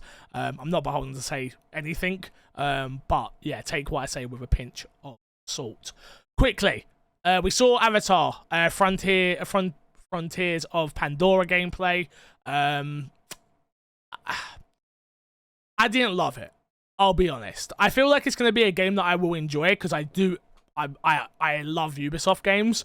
So just that process of jumping into a brand new game, fast travel points, this, that, and the other. I think the problem I have with Avatar is the graphical fidelity is the biggest thing. Coming off of a film that I go and see in IMAX and have these mind-blowing experiences and the water and the this and the that, anything that looks just off, and this isn't just off, but anything that's off from that, I go, oh, this looks horrible. And it doesn't look horrible at all. But it's not to the same standard as an IMAX cinema experience, right? And that was all I could see in my head the entire time. And I hope I'm wrong. I hope I'm wrong when I play the game, but I struggle to get away from that. I will say sometimes when they weren't in combat, I think the game actually looked really good. But whenever they showed off combat in the first person view, that's when I'm like, oh, this game doesn't look great. On top of that, I don't think the combat looks great. And I also don't like the first person perspective with the Na'vi. I think it just looks weird. I don't know what it is. I agree. What about the combat did you not think looked great? Like we know Far Cry combat's great. Like it just felt I can't. It just looked off. I don't know what it is. Fair It could just be the first person Na'vi perspective that kind of just threw everything off for me. But something about that, the gameplay just looked off to me. Fair enough. Is it 2-player co-op? Play the whole thing 2-player co-op. That's really cool. So is Far Cry though. I was gonna say like it's cool, but Far Cry has like a trash ass co-op system where it's like both players have to be up to a certain part to be playing together. You can't just be like your friend can't just be like, hey, you want to play, and then you jump in and join them. Well, I think this will be very jump in, jump out. If I'm honest, I hope so. Yeah, that'd be great. I think so. Again, I have no insider knowledge, but the way they said it was play the full game in co-op. So, and that's not how they market Far Cry. They never market that as like play the full game in co-op. Yeah, I don't think I will though. Is the thing like it reminds me of there's two of us now type situation, which makes no sense for the story, but just the fact of we'll just do it for the sake of it, which is never a good sign. Again, I really hope I'm wrong because again, the new Avatar film did get me interested in that franchise again, which I didn't expect it to. I thought I was done with that franchise, and then you go and see it like, oh yeah, I remember why cinema is an experience, and you got to give Jim Cameron. That's what he said during the thing. He didn't say James. He says, "Hi, I'm Jim," and I was like, "Huh." I don't know him well enough to call him Jim. Well, he calls himself Jim, so he's Jim now. No James. No, we're not call himself Jim. We're not on the same level with Jim Cameron as Big T-Dog Howard. So. Okay. He doesn't know me like that. I'm not calling him what he wants me to call him. Respect. I respect that. It's not Jim. But yeah, I'm excited for the game. I just hope it lives up to expectations, which I don't have many, but it's a good Far Cry-like game, which I think it will be that. I don't think it's going to be more. I think this is a 7 from what I saw. So. People are excited for it. Yeah. My first TikTok went over 1 million views. Nice. Congratulations. On Avatar. Thank you very much. Can you do that for Xbox and me? I think it's just like super mainstream, right? Like it's super recognizable mainstream. People give a shit about Avatar. Yeah. This game was most likely going to sell very well, I'd assume, right? For sure. We'll see. For sure. We'll see. Next up, XDefiant. They definitely did a great job of showing this game more. Obviously, we got a beta launch and a release later this summer. Yeah. Is it summer? summer? No, it can't be summer because summer's now. Yeah, it must be later this year. Betas at the end of the month, I think, isn't it? Yes. Yeah, 1st to the 20th. I like what they're doing with the creators. Using the content creators, they know that's going to be their bread and butter of what they're trying to do. They jumped in hard with it. They showed off Scump, obviously, who's known for Call of Duty, Shroud. Like they paid a lot of money, I guarantee you, to get those clips as well. And I do think it's a smart idea. If they can get the creators behind XDefiant, this game will have a very long life cycle. Will it have? I don't know, but it looked good. I mean, new map once a month. Yeah. 4 new agent packs or whatever they're calling them, new guns. They're dedicating stuff to this game, and I would love for this game to be a success only because Ubisoft's thrown so many hats into this sort of games as a service ring that I would love for them to get a payoff with that, so they could kind of chill with it as well. Because I feel like they've been chasing for that one horse that'll feed them for the coming times, right? I think that Call of Duty is in an interesting place right now with the whole Activision stuff, with the Nick Merck stuff, which I have no opinion on that right now because I don't know all the information. But yeah, it's coming at a good time. I feel like where creators are bored of COD, they're bored of Apex. You know, PUBG is where PUBG is, which is still successful, but no one talks about it. Overwatch. Yeah, I feel like they're just in a good place right now. It's just, can they keep up with what players expect? Will they fix things as quickly as they needed to? Time will tell. Time will tell. We saw more of Prince of Persia: The Lost Crown. I want to say, by the way, and you guys can interject here, I thought this was the worst showing of all of the showcases. The way it was presented was horrible. Okay. Again, I hated the fact that they kept pulling away from the screen when it was gameplay. Oh, yeah. That's what I'm talking about. I'm not saying the content in which was shown here, fantastic. I think it was a great showing for Ubisoft. But the way they presented it wasn't the right way. Yeah, they should stick to doing them as directs and have. I miss Yusuf. I missed I feel that team. They were building the Ubisoft family, and I felt, and I'm not talking about me, but I'm talking about I felt a part of that when I watched the showcases. This felt very corporate, way too much talking from devs. I get it. You want to give them their moment, but you can control that better with a pre-recorded show more than you can an on-stage show. You want to know what this felt like? This felt very E3. Yeah. No. 100%. Yeah. It was for the people in the room, not for us. Yes. You say, when they pulled out and would show the dev and then the screen would be cut off. Yeah. You could see it up in the corner, but it was cut off. It's what are we doing? That's what I'm talking about. From a presentation point of view, I think this was the worst show. Why? Why are you pulling away? Why are you doing this? It makes no sense. Made no sense for us at home watching. I hope they figured that out. I'm sure they will. Yeah, and next time maybe invite me. You know, if you're gonna use me in the pre-show, at least invite me. You know, that'd be nice. That's just me. But I think they did show probably the most gameplay out of anybody. Absolutely. Yeah, which for sure. I think they do deserve kudos for that. They were very gameplay heavy with, I think, most of their games, if not all their games. All of them. Yeah. No, not Nexus, which we'll get to. But yeah, Prince of Persia looked great. We saw more of it. I'm looking forward to checking it out personally. So yeah, I'm excited for it. Next up, Captain Laserhawk, a Blood Dragon remix TV show. Cool. It did nothing for me. Yeah, me neither. I think that. So go on. I was gonna say I thought that was the worst part of this whole showcase for me. Was this bit? It just felt unnecessary. I don't disagree. That director is quite well known, and a quirky dude, and so I think, that's why that was the way it was. We also during this got a shot of Big Phil Spencer swigging a beer in the audience. Love that. Phil. Love that. When he saw it was on camera, he dropped the beer. Yeah. Big Phil. Mario Rabbids Rayman DLC plays. I know firsthand because I've done work with Ubi that this is something that audience has been waiting for. So I'm glad that is finally coming.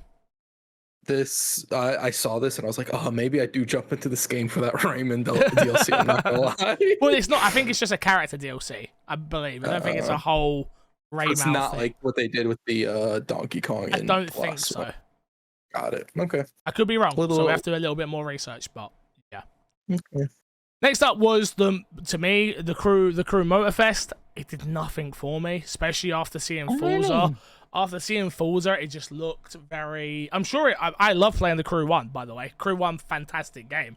Didn't play Crew 2, but this one it just did nothing for me. I will again if we can get codes. I'd love to play it with you guys because the Crew is one of those racing games where it's as long as one of your teammates does well, you all progress through the story. Right, yeah. So it's fun in that regard because you can try and take each other out still while racing and stuff. But this trailer just did nothing for me at all. Yeah, I don't disagree. I mean, I've never played a Crew game, but I thought it looked good. And it's Forza Horizon, right? I enjoy that more than I enjoy Forza Motorsport. And so every time we see Forza, I'm excited because it's visually stunning and it's going to be a great game. But it's not my sort of game. This is way more my sort of game. Or than Horizon? No. Than Forza Motorsport. Oh, sorry. Yeah, cool. Okay. Yeah. Next up, Assassin's Creed Nexus VR. We know nothing. They've announced that they're working on an Oculus 2 Assassin's Creed VR game. Cool. That is motion sickness city. Fucking jumping off rooftops and stuff. Like, poof. Yeah. Cool. But I'm sure they'll figure it out. Yeah. Next was Assassin's Creed Jade, which I don't remember what that one was. Mobile game. Mobile one. Oh, yes. China. Yes. Cool. Looked cool. Sure. I want to know like how big the game is as a mobile game and like what exactly it entails. But looked cool. It's mobile. Have we ever seen mobile games like that come to Xbox Game Pass on mobile? Cloud. Mobile. On cloud, yeah. Interesting. I don't see why not. Possibly. Like, But, I could see that game coming to Xbox. In general. I hope not. Yeah. It didn't I'm look like just it had saying, the it's graphical a console. fidelity they needed to come to Xbox. Or you could upscale it in a bit and go into it with the understanding there's a mobile game. I could absolutely see it come to consoles in general. Maybe. For sure. Maybe. Then we got to see Assassin's Creed Mirage, the game that everyone has been waiting for. Confirmed, delivered in 100% that it is the game that people like Crash and Matt and many others have been waiting for. It is a back-to-roots Assassin's Creed game. It had stealth, it had running away, it had everything parkour, it had everything that you expect in an Assassin's Creed title. It If we're had being honest. the insta-kill counters. You counter one hit, you get to kill the guy. It had Assassin's Creed was dope because of how cool everything was, and then bring that to the modern age and fast-paced, where I feel like the past couple of Assassin's Creed have slowed things down quite a bit, a little bit more methodical in the combat. The parkour isn't as fluid. Overall, I think the showing for this was absolutely great. Only one thing I didn't like, and I mentioned this fix the other day when we were playing Diablo, the Splinter Cell thing where you mark people and then you execute them, that's the only thing that I was not a fan of. But I absolutely loved it. Cool. Yeah, I think it's fine. I think it's cool, and I think it's something you could just not use. Yeah, player probably. discretion, 100%. Beyond the tutorial, it's not going to be like you're not going to be forced into using it. No, I agree, 100% agree. I think that will 100% come down to player discretion. Even looking at the slice in which they showed you, you could have easily just jumped in there and killed everyone in a different way. Not stealthily, not filling the criteria with the way the enemies were placed. Yes. No way. No. I think so. It was designed for that mechanic, I think. No, sure, but I mean, like the enemies were too dense to be able to sneak in, kill them, regardless. Irrelevant of that. Why? If you could have, but they showed like different things, you like distraction items and things like that. I get what you're saying. I think they want you to use that thing there, but I definitely think there's going to be ways in which you can definitely tackle that without using it, 100%. And I think this showcase, this snippet that we saw shows that. They're like, all right, yeah, this is very much a stealth game, 100%, back to its roots, but I still think someone like me is going to be fine with this game, which is like, run in, try to kill everyone. Oh, I can't, run away, come back, shoot, try to kill everyone. All right, come back. That's literally how I played the first 2 Assassin's Creed games. So, yeah. That's fair. And then last, go on, please. Sorry. Very quickly, in a separate video that they put out, I think a couple of days before, they put a filter in that you can do so it looks like the color palette of the first game. It's kind of cool. Yeah, I did see that. Okay, that is cool.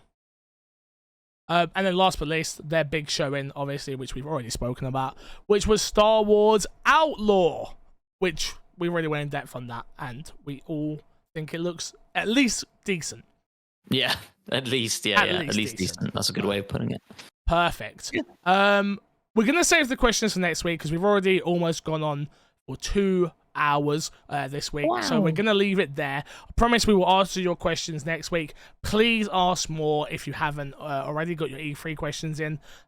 Thoughts, collect whatever you want. We can answer those. But let's plug and get ourselves out of here. Matt, talk to us all the stuff you've been working on over E3. Oh, there's so many things. Go to the FGS TikTok, Future Game Show on TikTok, and you can see all of the bits there. It's all fun, cool video, meme, all sorts of stuff. So, yeah, check it out. Crash, what you been working on, bro? My Xbox Me YouTube page, Discord page, Twitter page, follow everywhere. Okay. What have I been working on? Go check out. I'm not asking you to sign up because obviously some of you are not creators, but go to the Ubisoft website. Tell you what, go to the Ubisoft website, take a screenshot of it, and then tag at Ubisoft UK, being like, "Oh my god, it's MC Fixer," just so that way they know that I'm still relevant, because we haven't done a stream together in a while. So yeah, if you want to do that for me, that would be dope. You know, or oh my god, I saw MC Fixer in the pre-show. That'd be dope. Taking at Ubisoft and at Ubisoft UK. Just saying, guys, it helps a lot. It helps a lot. So check out the creator program from Ubisoft and take some screenshots. Yeah. All right, guys. Until next time, we'll love you, leave it. See you later. Keep being amazing. Good boys.